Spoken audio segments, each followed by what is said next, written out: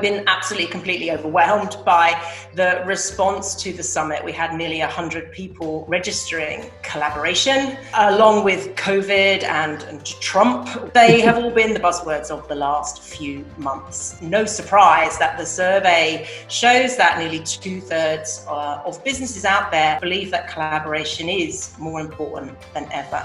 I think actually we're missing out on the sort of soft social stuff. In our case, we've got hot chocolate with lots of cream on top and all the rest of it. I mean, collaboration is completely central to Exeter City Future's work. I mean, literally our role in the city is that, and not just businesses and organisations, it's residents and communities. Bringing it back to your question, I think there's certain strands that enable a collaboration to be successful.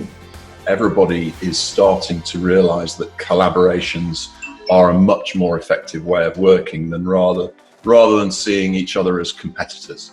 It's obviously been extremely difficult for everybody in hospitality, but we're a resilient bunch, we're an innovative bunch, we're a creative bunch.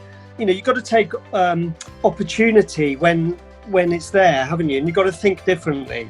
I think this has been a really fascinating year. I've only been in business for 4 years, and it's been a really good year for sort of my learning. Yeah. And there's been a lot of collaboration through people having much more open conversations than we used to, and people just realise that working together on this is absolutely crucial. Yeah, for me, my role obviously was all about people being out and about and being visible and running events and all that stuff. Stopped overnight, and I wrote some things down before this, and some of the guys have actually covered it. I wrote down the word resilience. I think that's been something that I've been blown away by. And another word that we've all used a lot in lockdown is pivot, diversify, and create a really great online experience. And obviously some of the businesses that have been able to do that, food businesses, the classic one, talking about how they can suddenly pivot to being able to deliver. And then it's been for them about how do they provide a really great experience for their customer. Some of our clients have certainly been making more money than they've ever made before. We have been busier than we've ever been before. And actually, it has been a breaking down of the social norms for interaction and business practice. And that is, I think, probably the most important point is, are you genuinely collaborating? Like what you've seen over the last 6 months has probably been 5 years of business maturity in a very, very condensed format. So I will say contract. I'll say bear in mind what the future looks like, regardless of whether it's success or otherwise. How do you control that relationship?